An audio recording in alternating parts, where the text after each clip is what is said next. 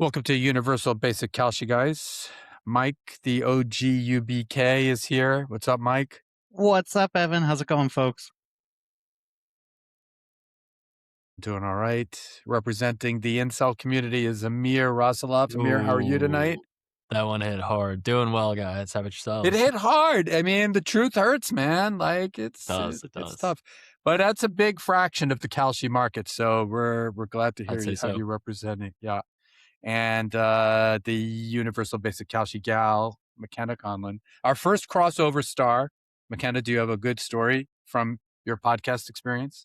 I do. I went on a podcast called Pop Markets. They do all sorts of culture coverage of predictive markets to talk about Survivor 50. And I hadn't been keeping up with the season, so I watched a bunch of episodes of Survivor and researched the spoilers and got on the forums. And then we recorded maybe 25 minutes worth of content. And I thought, like, oh, is that going to be enough? But it turns out it was a B segment and they're going to try and edit it down to 4 minutes. So you can get 4 minutes worth of my Survivor opinions on Pop Markets. It's the best 4 minutes on the podcast, I'm sure. Are they that big that they only need 4 minutes of McKenna? I think they just try to cover a lot of topics at once. So they're trying out a couple of different things. They're pretty new. Unlike us, where we grind one thing to death. Like, yeah, right. All right. Well, did you have fun? I did, and I guess I'll at least cross post here with my opinions on Survivor. I think that the top two contenders are mispriced in relation to each other, but buying the combination of them is a good free 7 cents. It's a good free 7 cents on your 93-cent investment. Is that the gist of that? Oh, I mean, that may merit. I mean, I'd rather watch Survivor than The Bachelorette, so I'm prepared to do a deep dive on that. Does Reality Steve cover Survivor? Reality Steve does cover Survivor, but he's not projecting any winners right now.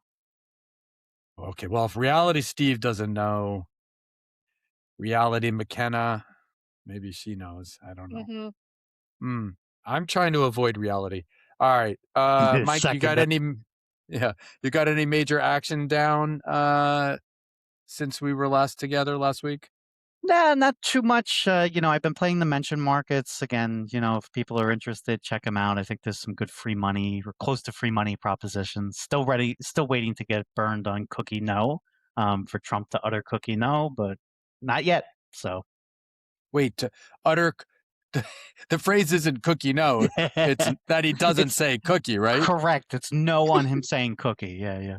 Oh, okay. And I feel like I've asked this before, but because I have advanced Alzheimer's, I don't remember.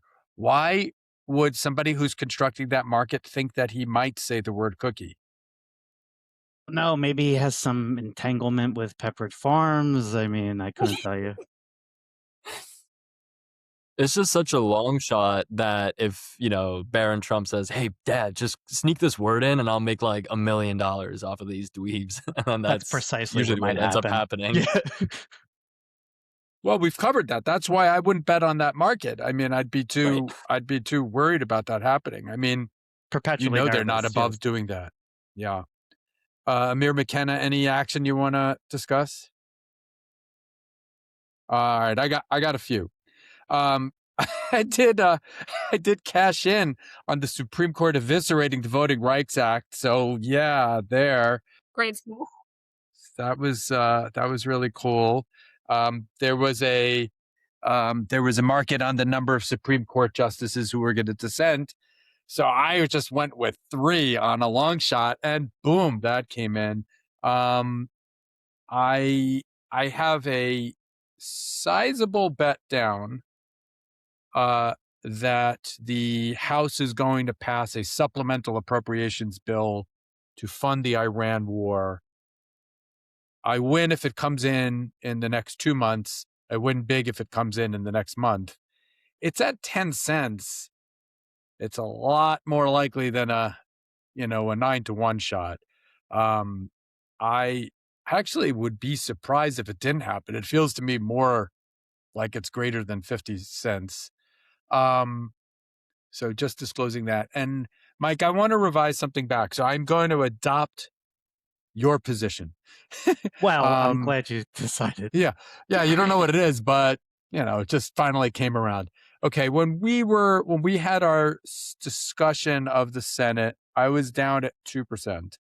And I think you said you thought it was 20 or so. Yeah, something like that. Yep. Yeah. I'm closer to your number now. Now, there's been some polling data that's come out since we had that episode. So I just want to flag it. I haven't changed my bet.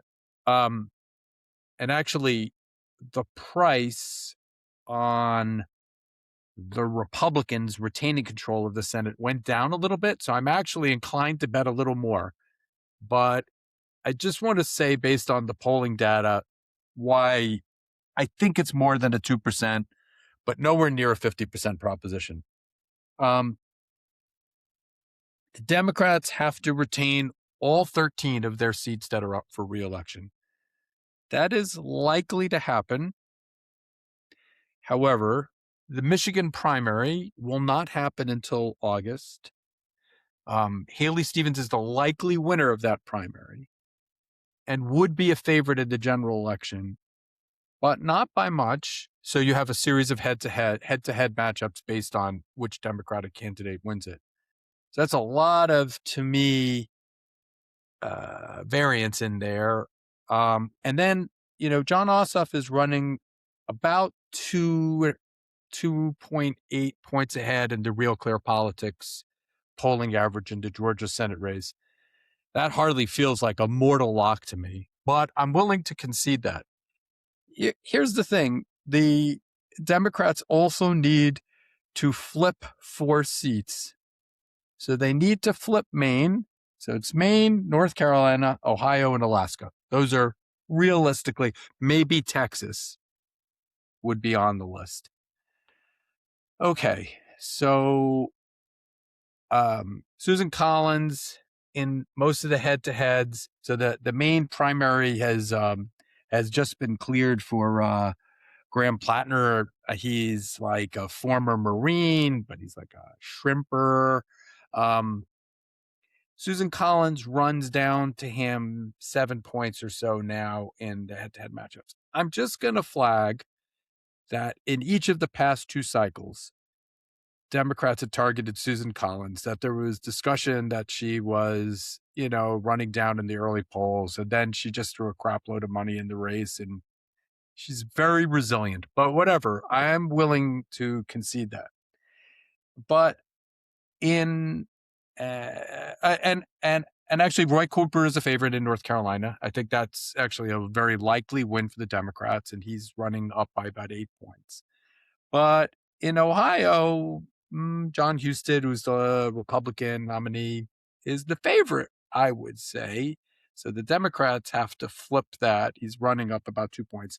There's no real polling in Alaska.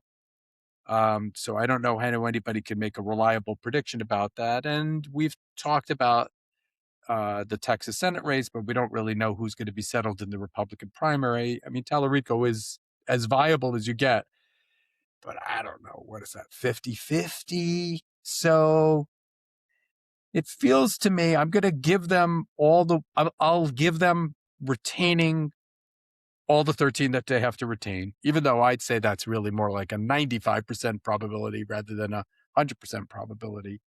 And I'm going to give them North Carolina. But, winning Maine, all right, I'll generously give 90% there. But Ohio is maximally 50%, and it's probably a little less than 50%. Alaska feels to me like 50%, and Texas, generously 50%. And so, we talked about this the last time. Are those completely independent propositions? I mean, obviously, all Democrats are benefiting from the dissatisfaction with Trump and Republicans, but I don't know. It still seems to me like it's kind of 90% times a quarter, times a half. So I'm sort of in the 15 to 20% range. It's just not 52% likely that the Democrats do it. Maybe their best chance is in the Trump era, but So what do you I don't know. what do you suppose is making the market price it at that level? Do you think that It's a great question. do you think that it's mostly because Democrats seem to have the tailwind behind them of a terrible Trump presidency and people aren't doing deep dives, or what do you think's going on there? I mean, I don't know. It could be, this could be like what we talked about last week. I mean, it could be wishful thinking bias, but I don't know why that would skew Democrats. I actually think you asked me the same question when we discussed it last time, and it's what makes me uneasy is I don't know the answer to it. But Nate Cohn, who's the New York Times stats guy, and everybody could look it up. He has a really good piece, and his frame is that this is the best chance. It's a way bigger chance than anybody ever would have thought the Democrats would have had 2 years ago, 4 years ago. He doesn't quantify it, but it doesn't feel to me like he's saying it's a 50-50 proposition. I didn't see Nate Silver Bulletin. He hasn't quantified it yet. Yeah, he probably Anyway. waits till closer to the election cycle, right? Yeah. For sure. Anyway, I still think, I mean, I don't know. It's funny. Amir does a lot of our clips, and I see the ones that are most popular. And I think the most popular ones are where we say things that people would like to happen. I mean, I want the Democrats to win the Senate. It would make me extremely happy. I just don't see how the math gets to a 50-50 proposition. Yeah, I'm with you on the math. It's certainly not a 50-50 proposition. Maybe 70-30, 80-20, but yeah. Okay, so we're in the same ballpark, but I feel bad. I said 2%. I don't know. Maybe I was even overstating at the time, and I really thought it was like 5%. It just still feels unlikely to me.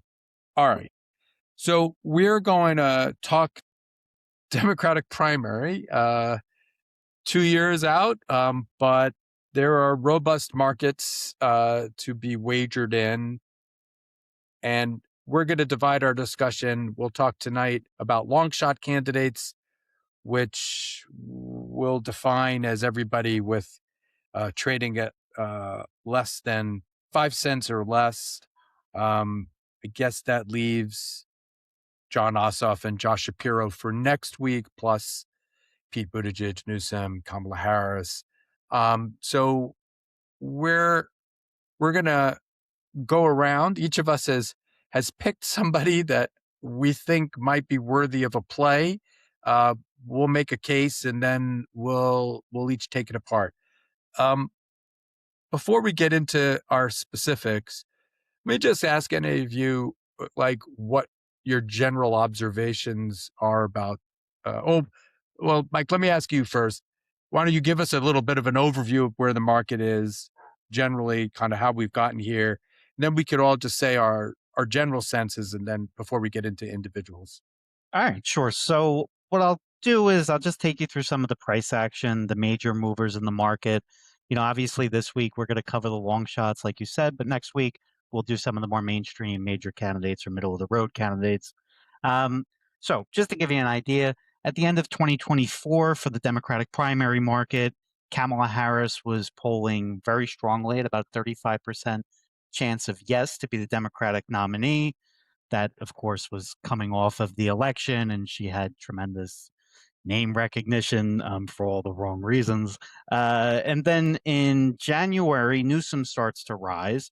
He comes in at about 25 cents yes, and he and Harris are sort of neck and neck.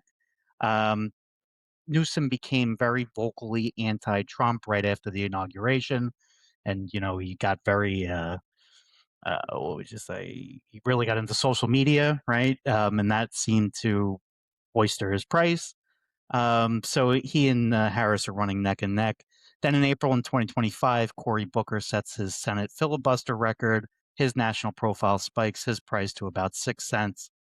October 2025, Beshear is chairing the DGA and his national profile rises. Harris reseeds in the price action, and Beshear surges ahead a little bit there. And then through 2025, Newsom is basically the lead, right? Now, early in this year, AOC was polling at about, her price was about 9 cents, yes, to be the nominee, because she had like some international appearances and her profile, I guess, was taking off more than it already had. And that sort of brings us to today, where Newsom's about a 30% favorite on Kalshi, and Harris is obviously receded into the background. What's your overall feeling about it? Like, you think Newsom is fair, is priced right, or No, I think Newsom is way overpriced. I think, he has all of these attributes that people are really coming to regard with disgust in Democrats. I mean, he's an elitist who's posturing as if he's not. He built a very successful social media campaign. And obviously, he was really good at rebuffing Trump on that basis. But ultimately, I don't think people are looking for an establishment Democrat. And, the front runner in the primary season this far out often tends not to be the nominee. I'm going to say a lot more to that point in a second. McKenna, where's your head at about just sort of the dynamics of Newsom being a clear front runner at this point in the wagering? I agree that Newsom is way overpriced. I actually sort of think AOC and Harris are similarly overpriced, even though they've been trading between 8 and 10 cents, if I remember correctly. I do think I'll talk about the candidate I'm going to talk about is Rahm Emanuel, and someone asked him about his chances, what he sees as his chances in this race, and he said that he sees it as a jump ball, and I think that that's fairly accurate at this point. I mean, we're 2 years out. Ball, 50-50? You think he has a 50% chance of winning the nomination? No, a jump ball. Like, the ref throws the ball into all the players, and it's just a big thing where... You've never seen a basketball game, have you? That's Wait, not the that's not that's not how a jump ball works. It's what the expression means. Okay, well, boy, I look forward to you and Rahm Emanuel getting together for a game of one-on-one and Yeah. seeing what rules you come up with. Okay, but you think Newsom's overpriced. You think the front runners are overpriced. It's a crapshoot. Yeah. Yeah, I think all the front runners are overpriced. If you have a better turn of phrase, let me know. Crapshoot, jump I ball? guess, was what Mike offered. Amir, what do you think? Yeah, I'm in full agreement with McKenna and Mike, and I think the reasoning actually fully supports why I'm supporting or in favor of somebody like Khanna, which I think we just get into and say, although he seems fringe right now, I think he is one of the leading Democrats who is progressive and yet not so alienating towards both the centrists and the alienated MAGA supporters who voted for Trump in 2024. And we get into plenty of reasons for why I also think Khanna is going to be a more established and stronger candidate. All right, we will in a minute. Let me just say a couple of things why I completely agree with all three of you. So the Kentucky Derby is the day after tomorrow. So this is effectively wagering not on the 2026 Kentucky Derby, but the 2028 Kentucky Derby, right? So this would be like in a 20-horse field that Gavin Newsom would be the 2-1 morning line favorite. That is insane. It's insane. I'll give you some historical perspective on this. So let's try to look for examples, historical examples of where there was an incumbent Republican or a term limited Republican, right? Incumbent Republican running for re-election. So in 2000, for example, when Al Gore was the nominee, where you have a sitting vice president, they're the presumptive nominee. It's very, very hard to upset that. But you have a different situation where there's an open seat. So 2020, post-Trump won, at this point in the race, Bernie Sanders in the early race, if you recall, after Iowa, he won New Hampshire and Nevada and was the clear front runner. And then Biden's campaign was on fumes, and he's saved by James Clyburn's endorsement in South Carolina. But you would have thought, even at that date in the race, that Biden, I mean, if he was trading at 5 cents, you might not have taken it.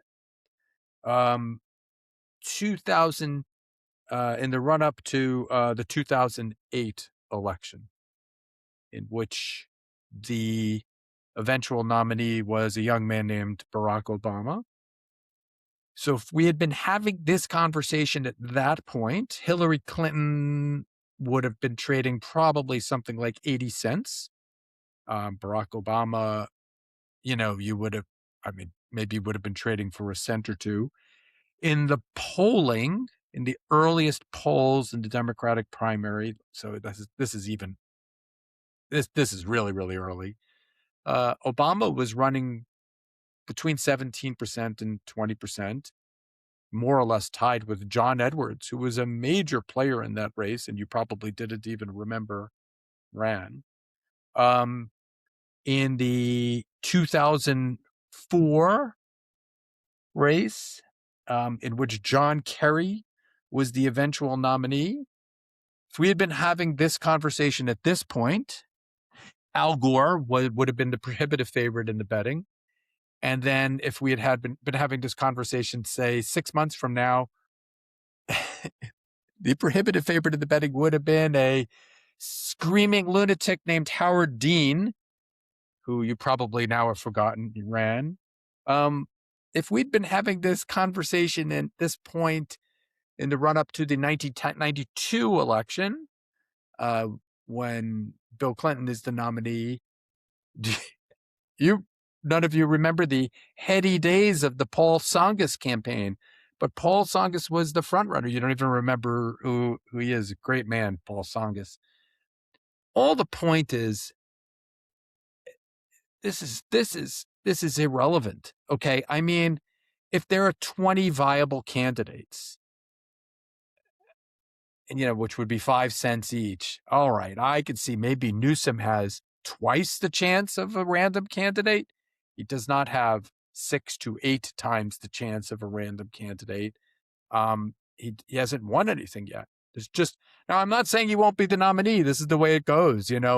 Favorites win races and long shots win races, and you just don't know. But it is, if I had to take Field versus Newsom, I'm taking Field. Yeah. And, Mike, the thing you said, there's so many things that you just don't know how they're going to air in a national campaign. Let's run $100 million of ads of Gavin Newsom eating dinner with his wife at the French Laundry while COVID rages. I don't know. You never know what's going to take somebody down.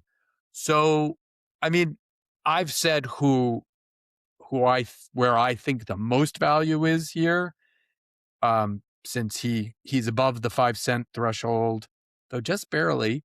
He'll wait for next week. But I have open ears about all of these conversations, all of the ones we're about to discuss. Let me just say a couple of other framing things.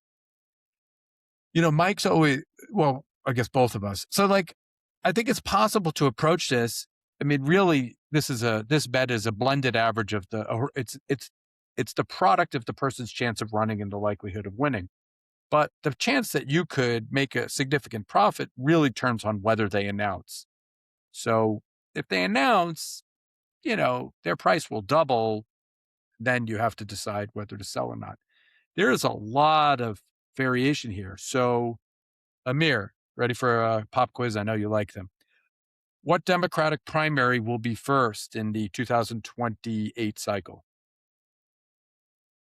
I actually don't know the answer to that question. That's because nobody knows the answer to the question. It's not decided. So historically, right, it was the Iowa caucuses followed by the New Hampshire primary. The DNC, the Rules Committee of the Democratic National Committee, has not decided that. Now, they do have a rule. So there are going to be, I think if I understood this correctly, 4 primaries in advance of Super Tuesday, and they have a regional distribution of them, one from the East, one from the Southeast, Midwest, West, whatever. Boy, it makes a huge difference if Michigan is the first primary. Buy some Gretchen Whitmer stock, because Gretchen Whitmer's going to do pretty well in the Michigan primary if she declares. Pete Buttigieg is going to do pretty well in the Michigan primary if that goes first. A lot of my interest in Buttigieg is that I think he's very likely to do well at the places that are likely to come first in here. But I also think that's part of why polls are of limited use here. So a lot of the game in these primaries are not necessarily who the most popular candidate is. A national poll is irrelevant. If you don't poll well in Iowa, New Hampshire, Nevada, whatever comes first, well, you have no money left to run the races in the states where you do better.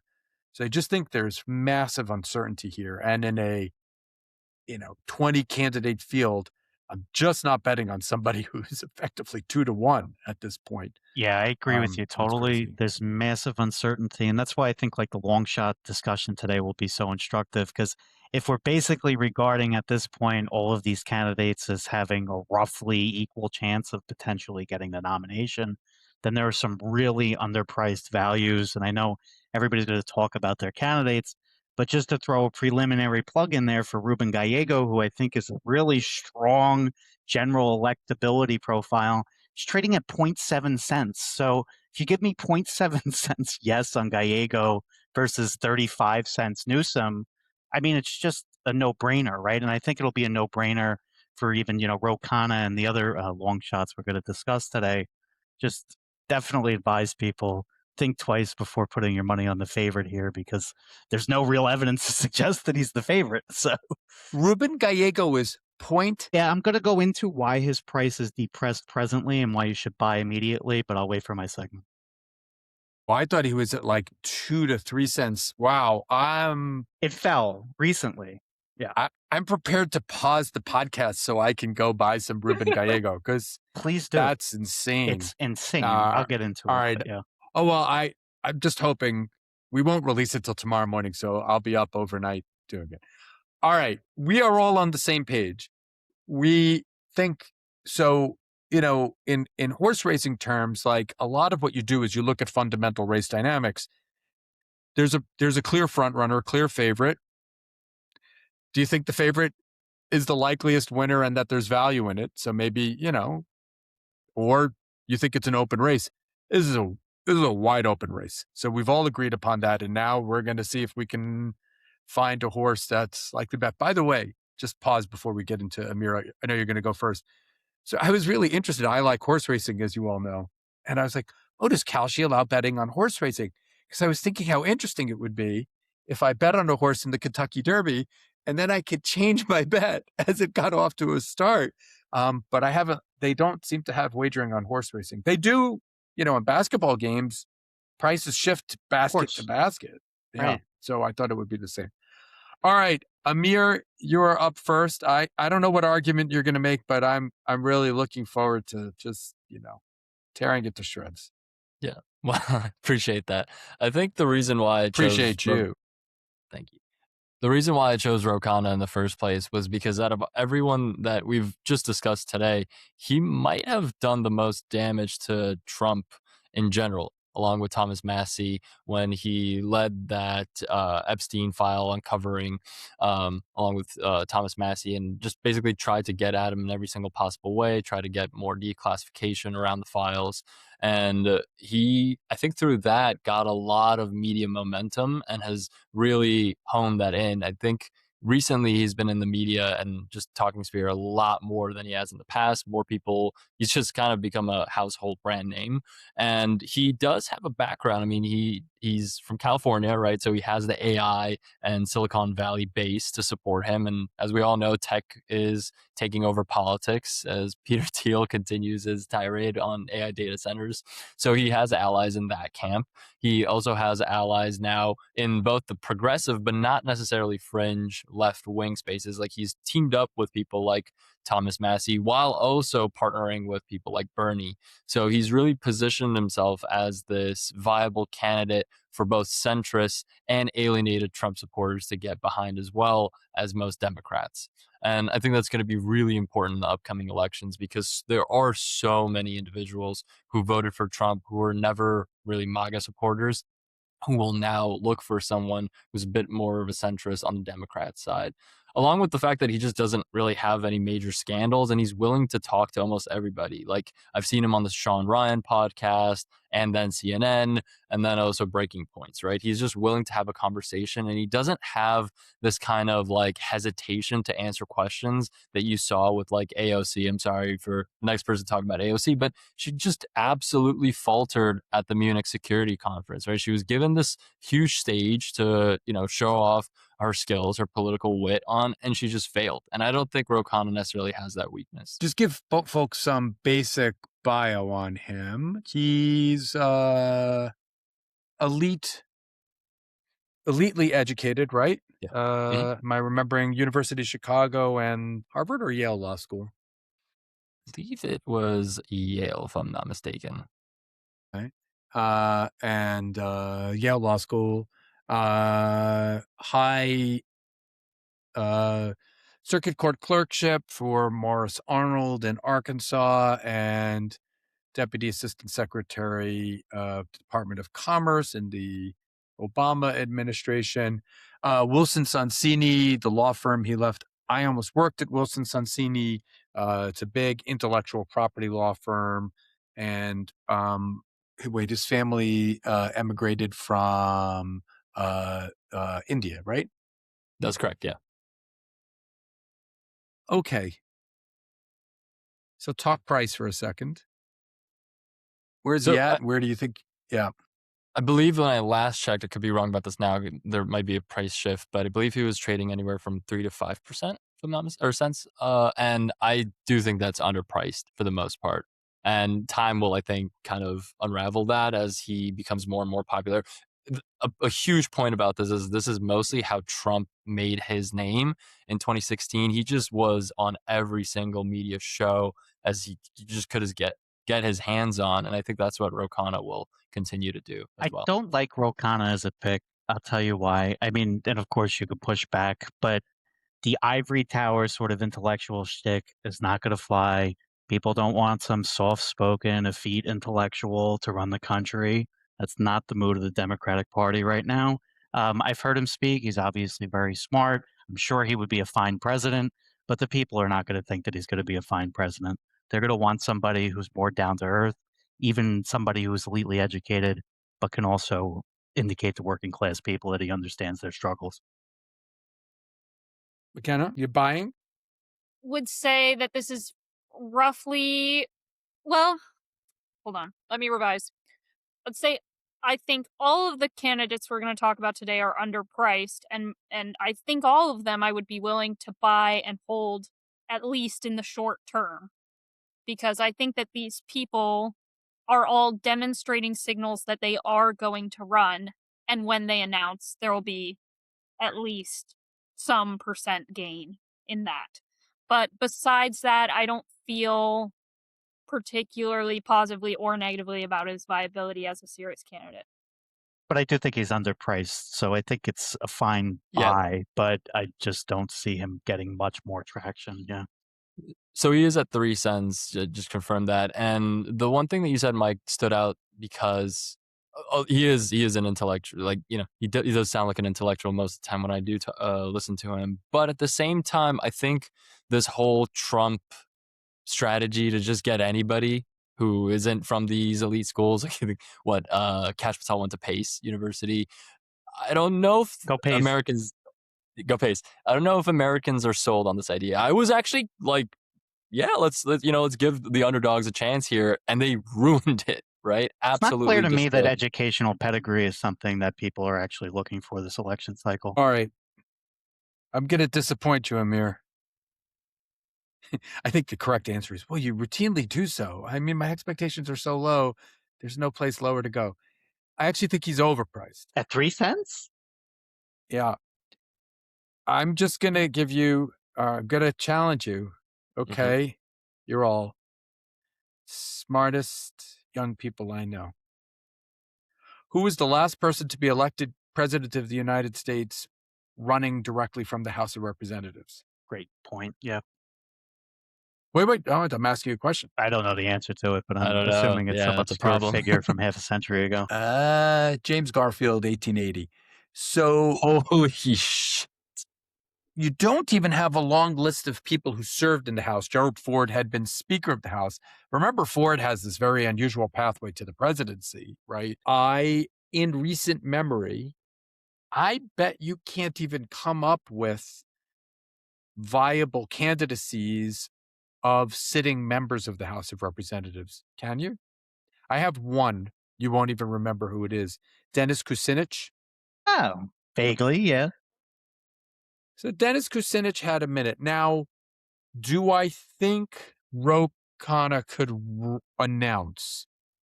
Sure. I think he'd be like, he'd have Bill de Blasio's level of viability. I just think it's in a gambling game. I'm just always going to Bayesian. I'm going to baselines. It is just not, you can run from the Senate.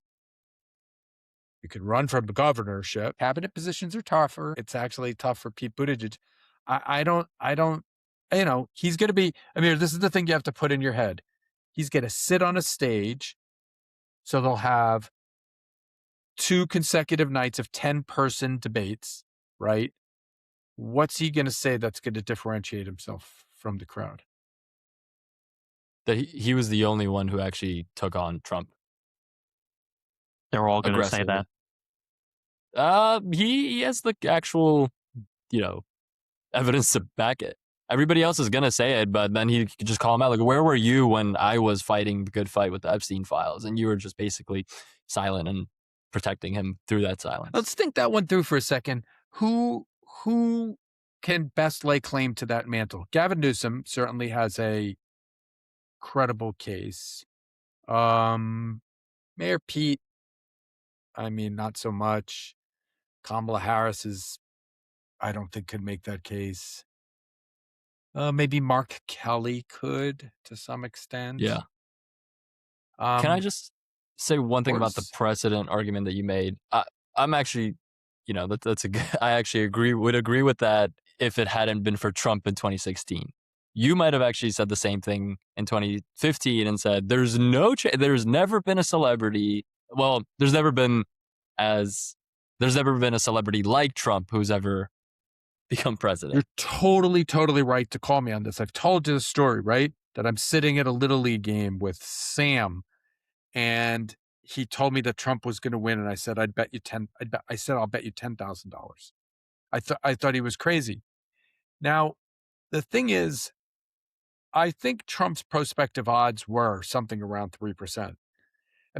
I think Trump's odds 2 weeks before Election Day were something like 5 to 10%. You have, if Comey doesn't issue that second, statement about Hillary's second tranche of emails, Trump doesn't win. It's an incredible confluence of events. Second time You're around, telling me. yeah. We all feel like we're living in an alternate timeline.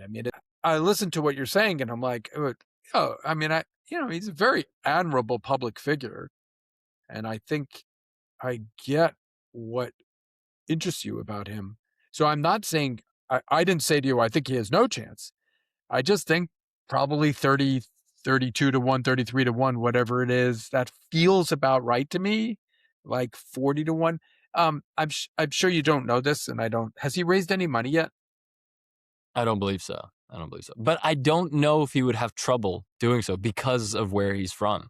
He has the tech giants. You think behind him. the tech giants are just going to funnel him money? Is that the idea? Like they're going to foresee the leftward shift, and they're going to want a techie on the left? That's the idea? That's exactly what they did with JD Vance and Trump. It's plausible. I'm not. Yeah. Literally, it was just Peter Thiel who put in JD Vance as vice president. Yeah, that's fair. But is haven't looked. I don't know the answer to this. What's his position on AI? I think he's being Whatever his coy corporate about it. overlords tell him. Correct. Yeah, and I don't think he has like a definitive like I'm against or I'm for it, which will play into his favor in the future. I believe Well, he'll get to they're- choose. I mean, Peter Thiel's support of J.D. Vance is based upon his willingness to deregulate or refuse to regulate AI, right? I mean, The Trump's relationship. victory was a massive windfall to them. Sorry. Yeah, no, that's all right. The relationship between Thiel and Vance is a little bit more complicated than it would be for Right, it's- Khanna. So, like, they were mentor mentee. They were good friends. They both sort of adopted the same ideological outlook and project. That's not going to happen with Ro Khanna. If Ro Khanna gets bankrolled, it's not going to be because Thiel has some fidelity to him in any, sort of past experience way. It's just going to be that he's instrumental. Khanna's never going to adopt the philosophy that Thiel has laid out, or if you can call it that, right? So I don't know if you guys saw, but in Japan a couple of weeks ago, Teal was talking about Vance, and he said when he runs, um, and he's ready. Vance is going to run, and Teal's going to support him. But I also just want to jump in on this, Evan. So John Kasich was a viable candidate that I think was Wasn't John Kasich governor of Ohio when he was running? Yeah, I guess so. I was just I was thinking of someone who didn't run from the Senate, but like other kind of similarly like undervalued at the time. Governorships are the most common pathway to the presidency. I mean, Are they really? It's not the Senate? Okay. Oh, I'm just going to go Bill Clinton, Bush 2, John Kerry. Oh, John Kerry didn't win. Ronald Reagan was governor. Richard Nixon was governor. JFK came from the Senate. LBJ came from the Senate. I'll look, but I think it's more governors than senators. In any case, my broader point was going to be that given the way that the last two Democratic primaries played out, both controversial in their own way, and the fact that, as you said, there are 12 states gunning to be these first four, it just seems like even the sort of mechanics of the game are just leaving those quantitative metrics that we would have had to I don't consider those to be as viable in this race as they would. I give like some weight to what you're saying, but not very much. Any of this like mechanical or kind of frequentist metric is just, I don't know, it's not holding as much water for me here. This is more Well, wait, I'm not saying anything overly specifically quantitative. Like, I just feel my only quantitative gut is that Newsom is really overpriced. And then I just feel like Ro Khanna just becomes sort of random decent person. And so I'm baselining them at whatever 1/20th of the share that's not taken up by Newsom, AOC, Mayor Pete, Josh Shapiro. So that's how I'm getting to it. I'm not making any elaborate calculation. He just, it's hard for me to see him winning. Okay, if this were, in the recent past, very hard for me to see him winning the Iowa caucuses, very hard for me to see him winning New Hampshire. Therefore, very hard for me to see him in the race in March of 28. Which is not to say that I don't think I'm actually quite impressed by him too. Very easy for me to see him in the Senate. I just think it's a longer road. But so I guess you're responding to that. I said it was overpriced. I just feel like random candidate is around 1.5 cents or 2 cents right now. Anyway, I guess so. I mean, so in terms of them winning the nomination, if we stopped the universe's time right now and ran the simulation 100 times over, I think that, yeah, I don't think he gets the nomination more than 3 of those times, if that. But I'm just saying, like, all the people that we're talking about today, there will be a little boost when they announce that they're running.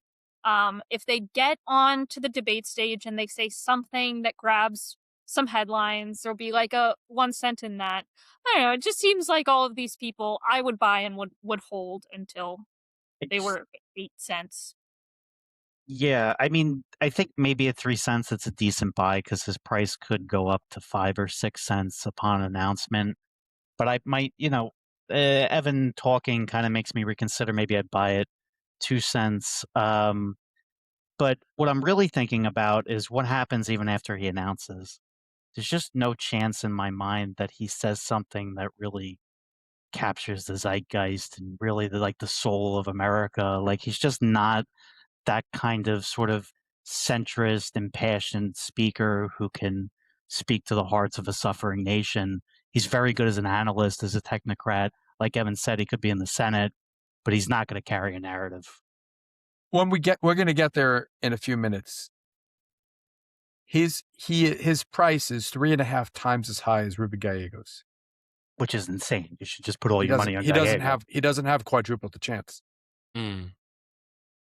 That I would agree with, for sure. And actually, I'll let Mike make the case, but I think there are a lot of reasons why Gallego actually could spark a fire or light the spark. All right. McKenna, Rahm Emanuel, yes? Yes. Okay, so I'll give the little Rahm background. Emanuel, yes. Yes. So some fun facts that I learned while researching for this podcast. Okay, Rahm Emanuel has less fingers, and I know what you're thinking. Actually, McKenna, someone has fewer fingers, but in fact, he has 9.5 fingers from an incident when he was working part-time at an Arby's as a teenager. So there's your first fun fact. Now, we know that family is like the most precocious family in human history. You know this, yes? What do you mean by that? Do you know who his brothers are? I do not.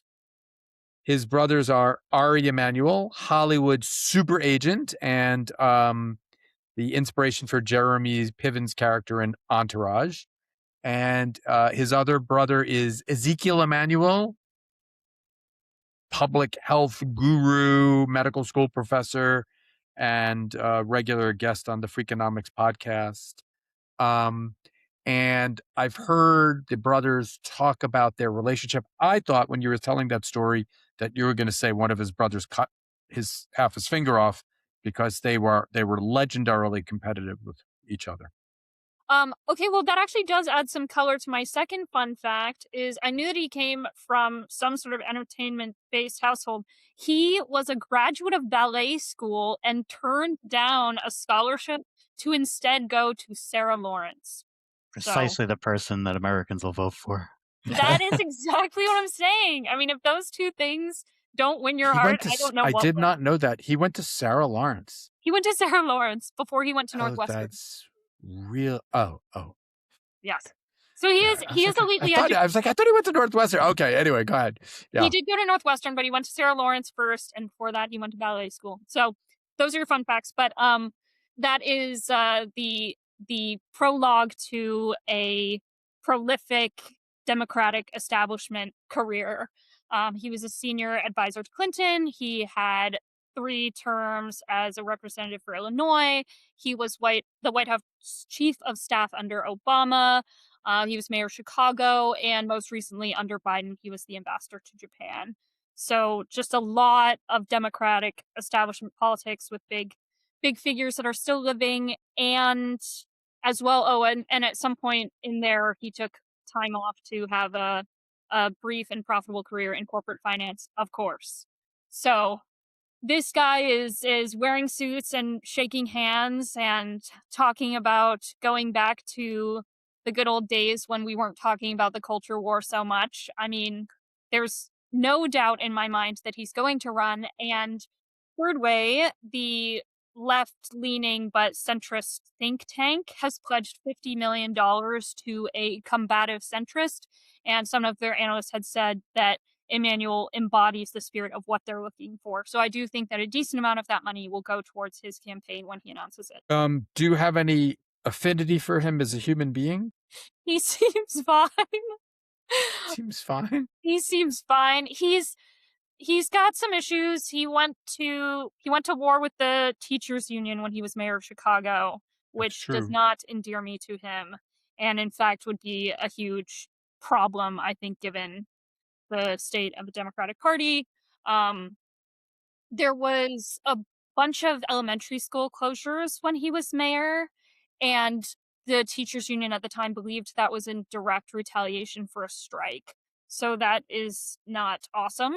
And he also worked a lot of the criticisms that people would have of Obama can be leveled at him, like a lot of things about corporate bailouts during that time. He had just come off his career in finance.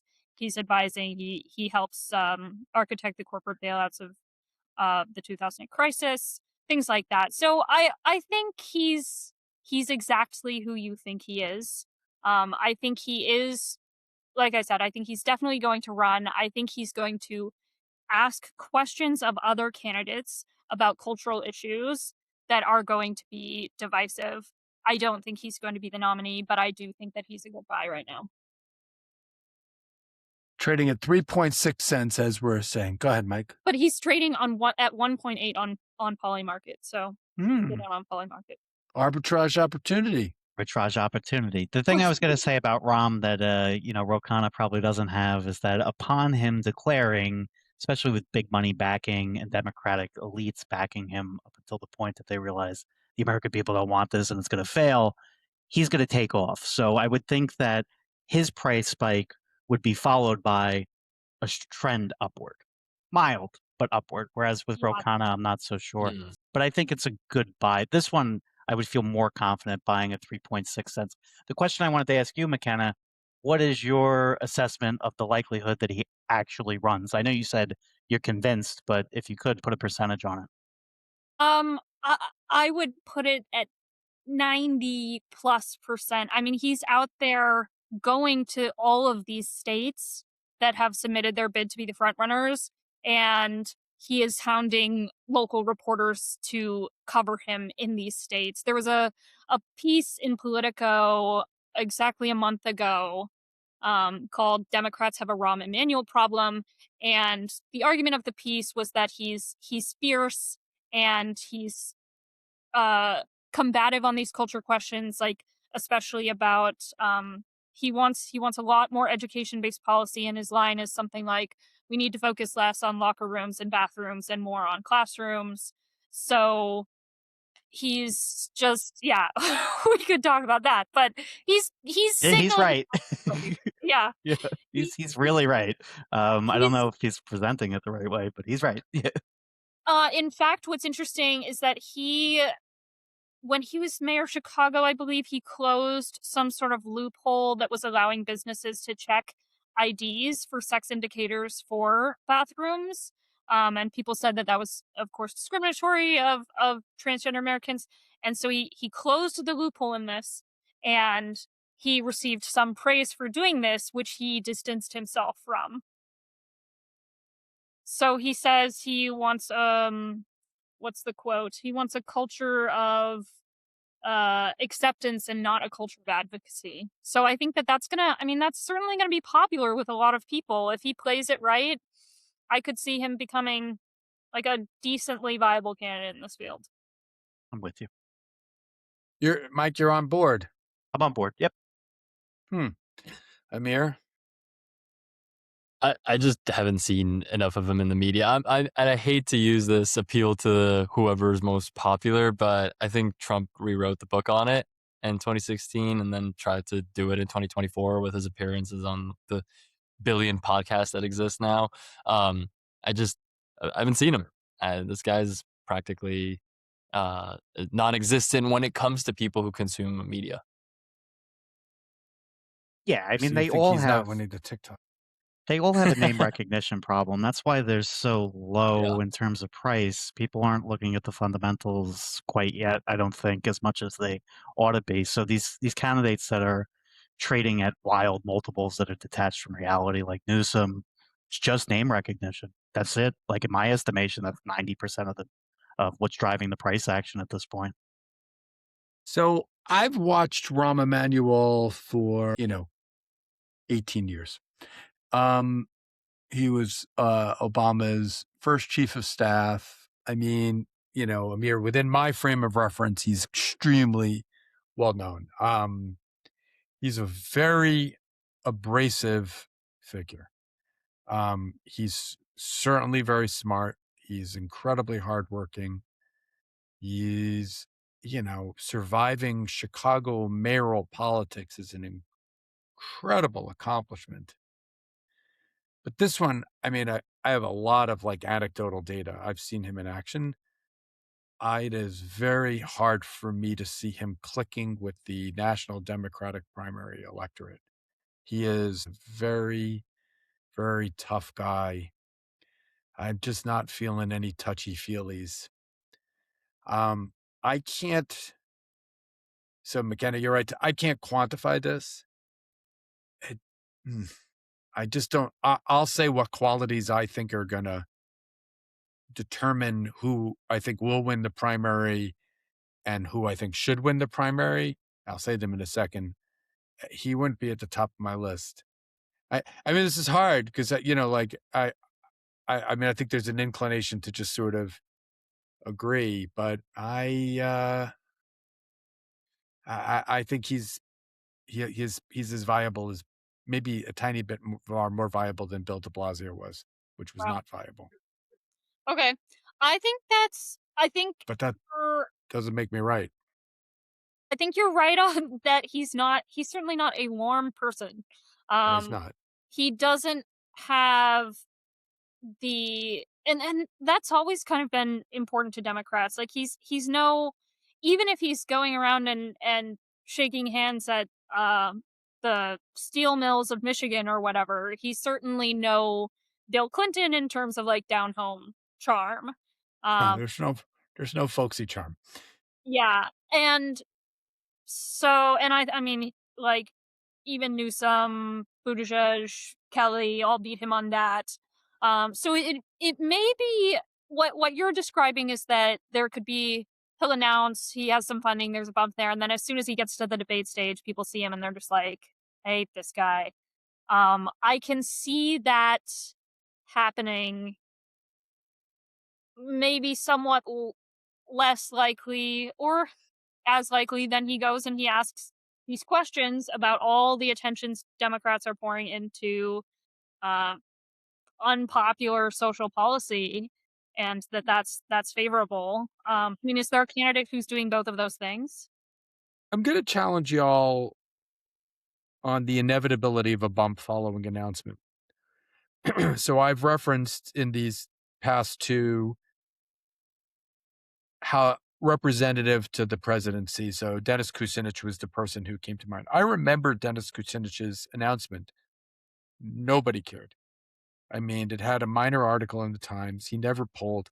He was very persistent. He really ran ahead of what anybody thought. Now, you have the possibility of an upstart candidate running well if in a small state like Iowa or New Hampshire, right? That is the point of having early state primaries in small states so that you give an underfunded candidate a chance to prove themselves. I mean, I could argue pro and con against that. So if he made it to that point, I have to say, McKenna, I can't see anybody in Iowa voting for him. I kind of can't see anybody I don't see him doing well early. But all I'm saying is Bill de Blasio announced that he was running for presidency, and not even anybody in the de Blasio family cared about it. I mean, so I don't think it's inevitable that there's a bump. Where there would be a bump is where there's a highly viable candidate where there's some uncertainty. So, before your frame of reference, in Bill Clinton's election cycle, there was a lot of consternation about whether Mario Cuomo was going to run for president. Well, he would have been a very viable candidate. So if he had announced, it would make if Kamala Harris announced, there would be a bump. There's no doubt about that. I do not believe she will win. She would win if she did that. But, this is a woman with a real track record and money behind her. So there would be a bump there. I don't know. I think Rahm Emanuel will announce, and I don't know, maybe there'll be a 0.1 cent spike. That's what it feels like to me. Anyway, If I could just, push back on your pushing back for a second. The reason why I think it might trend slightly upwards is because of what McKenna said. So he seems to have some early commitment and funding provided he announces from well-heeled people. And he has myriad connections within the Democratic establishment. So I guess my thinking of the slight upward trend upon announcement is just that those forces are going to coalesce to demand name recognition where it wouldn't otherwise exist.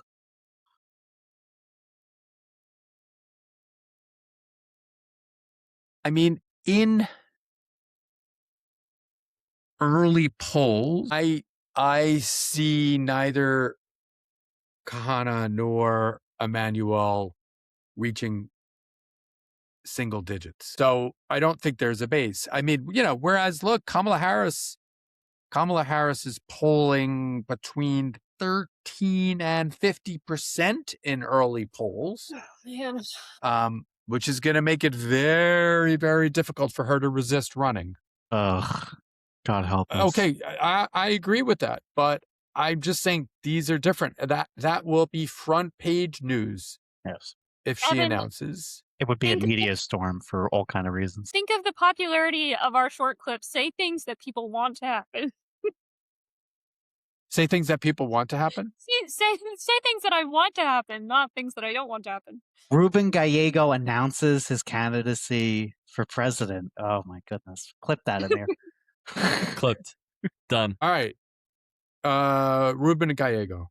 Okay, so I prepared a little bit of a script here, so I'll just give you some bio in the background. So Gallego's a junior senator from Arizona. He's the son of immigrants from Colombia and Mexico. His biographical details are really important, so listen up, I guess. He was raised by a single mother.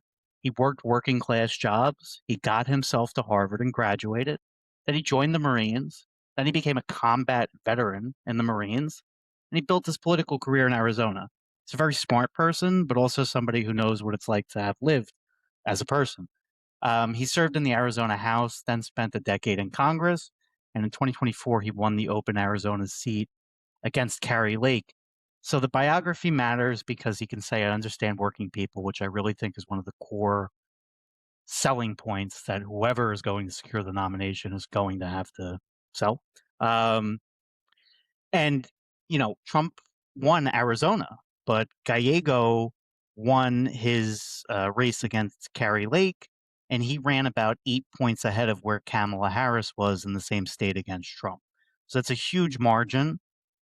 He showed that he could hold enough Democrats while winning over about 10% of formerly Trump voters. So, 10% is a big shift.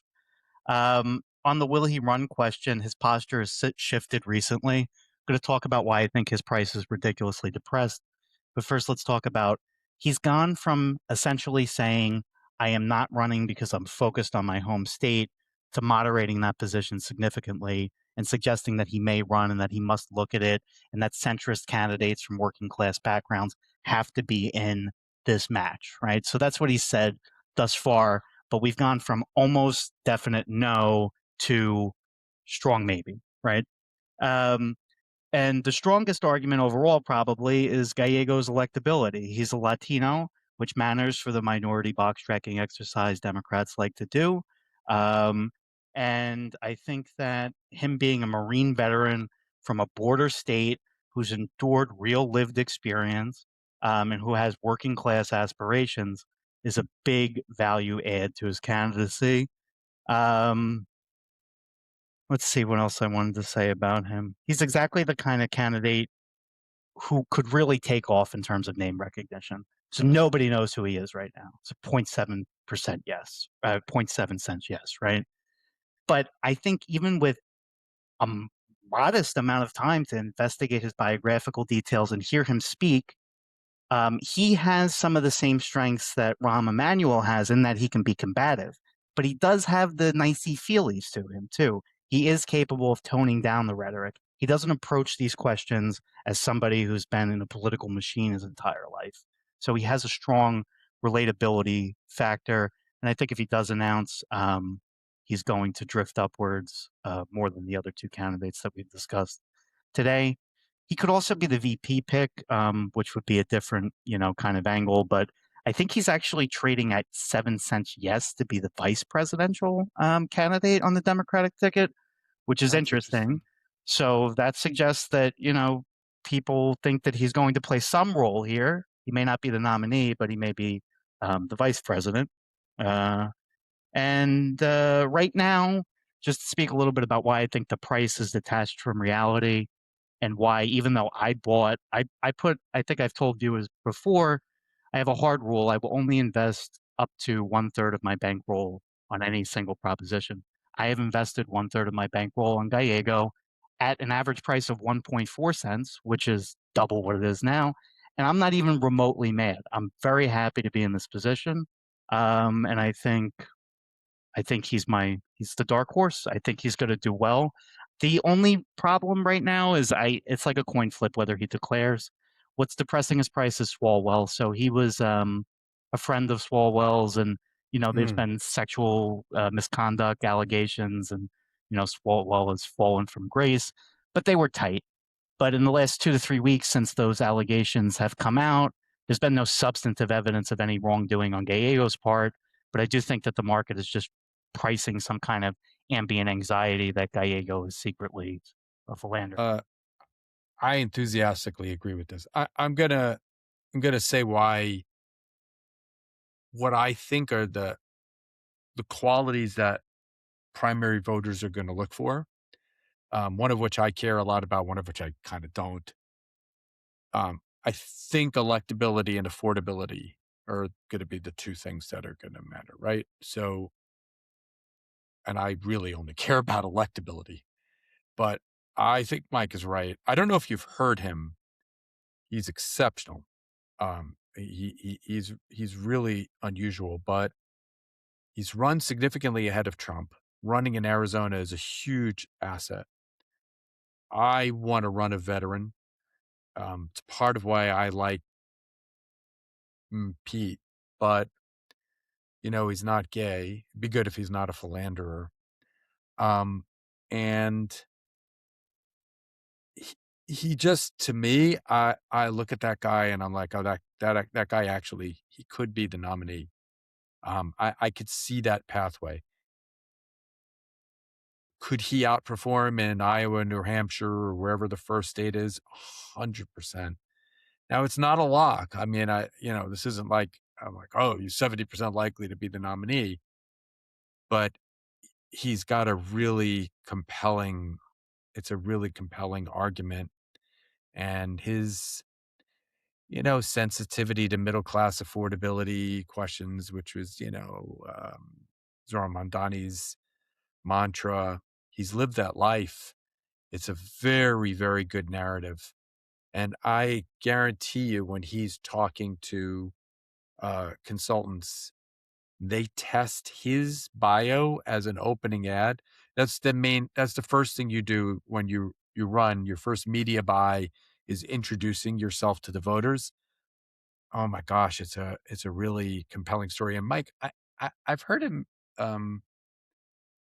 doesn't he have a little bit of like the Tallarico kind of compassionate Christian vibe too? He does. He's not somebody who's afraid to swing, but he also doesn't just come out swinging for no reason. I think there's an honest compassion about him, but he's also a Marine combat veteran, so he's happy to get down in the trenches. And I think that is that's the line that whoever's going to be the nominee will have to straddle. Yeah. So I would always say to my dad, I think I've told you this story. We went to the Kentucky Derby one year and we bet on the main prep race, these two horses, the horse that won had won by a nose in the previous race at a mile and like an eighth, and the Kentucky Derby's at a mile and a quarter. I mean, that is like, if you understand, like if you think about a margin of error. So McKenna, if they had run a race where somebody runs by a nose 100 times, that's like 50-50 or 51-49. But meanwhile, the horse that won was 2-1, and the horse that was a nose behind was 12-1. So I was like, well, at 6 times relative odds, I'm taking the horse, that was behind a nose. Okay, in all of your pitches, I felt Khanna was random. I felt Emanuel was random. I felt Gallego was better than random, but yet I'm getting him at 4 times the price. It's I'm in. And I got Mayor Pete and Gallego at a blended average of 6.4 cents. Do I think they have a greater than 1 in 16 chance of one of them being the nominee? I do. And I think I think one of them is going to win the first primary. And then I got a 30 or 40 cent proposition on my head, and then that's pretty good. All right. McKenna, are you convinced or are you skeptical? Yeah, I am. I didn't know until we started recording how low the price was. I had barely heard of this guy. I looked him up just before we started, thought, okay, he seems cool. But even if I were to think that of all the candidates we discuss, that they're all like, okay, well, they're long shots, but maybe they'll run. And I'll cash out on them then. As Evan, as you just said, it's the best price. I would I want to say, like, okay, I'm gonna put my money on this. What do you think? Mike, do you have any sense of what would or would not cause him to run? Is there are these like philanderer allegations going to be the stopping point? I don't think there are any allegations. I think Mike is There saying he's aren't got a whiff of allegations. suspicion around him. Yeah. There's a whiff of suspicion. Also, I did not like how he responded when he was asked about his relationships with Swalwell. It seemed like, and this is just, a vibe intuition, right? It seemed like he either had something to hide or he was unjustifiably nervous for some reason, and that kind of gave me pause. He was tripping over his words. He wanted to get out of there. You've seen the picture of them riding the camels? Yeah, he was tripping over his words. Now that could just be because there's a picture that exists with him and another man riding camels, or it could be because there's something else, Who doesn't have such a picture? Evan and I have taken at least 3, so yeah. Three shirtless camel rides. Yeah. Instance or 3 different instances? Who knows? Yeah, so I mean, like I could just lose all my money here, because I do put it at about a coin flip that he'll announce. But if he does announce, I'm going to make a lot of money. All right. Amir, do you have anything to say on Senator Gallego? Not anything that I hadn't thought before. I think I slightly changed my position about like, is media popularity gonna influence the direction of the primaries? I still want to hold steadfast to it just because it's been so prevalent in the past. But now that I'm hearing that he's definitely more of this uniting figure, I'm more drawn to him just as a person. So let me, lest we go on so long that the primaries have actually occurred by the time we release this, let me just say a couple of things. So I was going to nominate Andy Beshear, but I really want to use him as a vehicle for talking about the issue of electability, which is, I think, what's going to be number one in Democratic. I mean, all Democrats are going to care about is not Trump or not Trump 2, whatever that is, Vance or Marco Rubio. So Andy Beshear is very interesting in that he's won 3 statewide elections, attorney general and governor in a, nominally red state. He's a moderate Democrat from a wealthy family. I think Beshear will run. And I think he's going to be widely perceived as electable. And he's at around 4 cents as we're saying this. That said, I like Gallego a lot better. Gallego's narrative, the bootstraps and military service. I really, really want to run a veteran. And I think people are going to get that. Let me just say we could pick this up next time. So Kamala Harris is like right on the fringes of what we've defined as long shots here. I do think if you look at the polls, the early polls, it's going to be very, very hard for her to resist the temptation to run. I do not think she's going to win. Okay, I'll give you another trivia question, and I'll pause so everybody listening can try to answer it. When is the last time a defeated party nominee ran again in the next election? My parents couldn't answer the question, and it was within their lifetime, and it's not within yours. So It was Nixon? Adlai Stevenson. So Nixon, good answer, by the way. My dad gave the same answer, and it's a good answer, but I framed the question. So Nixon had lost to Kennedy, and then it was Nixon in the wilderness. He wandered off, and then he returned in 68, but there's a gap there. Adlai Stevenson ran consecutive elections. I think that is going to be an albatross around Kamala Harris's neck, that the perception that, she lost, and why would we take that chance again? I don't think it's entirely fair. I have to say, Amir, I think you were critical of her candidacy, right? Am I remembering that correctly? Amir? But, yeah, I think Amir was, but, I actually thought she was effective in many ways, but it's going to be very, very hard for her to do this. But Gallego, oh man, I think there's breath of fresh air potential for a really, really electable Democrat. I mean, his fair price should be 5 cents. That's where he belongs. And you can get him for 0.7 right now. Yeah. Yep. So I think you'll take 7x your money, right? I mean, yeah, it's very, very easy for me to see him cracking, double digits in some of the early polls. All right. When we return next week, we will turn to the favorites. I haven't gotten to my preferred guy, and we could talk more extensively about Kamala Harris and Gavin Newsom's strengths and weaknesses. Until then, Amir, why don't you tell everybody how they can help us out? Absolutely. Make sure that you follow us. We now, like I think I said last time, have a TikTok. So same thing, UBK guys on TikTok, Instagram. Make sure to follow us on YouTube and turn your notifications on. Till next time, take care, everyone. Thanks, gang. Take care, folks. Thank you. Universal Basic Cauchy Guys was created by Evan Mandery and Michael Horahan and is hosted by Evan, Mike, McKenna Conlon, and our producer, Amir Rasulov. Our theme song is Passing Trains by Nathan Eklund. You can follow us on Twitter, Blue Sky, and Instagram at UBK Guys. Our email is admin@ubkguys.com.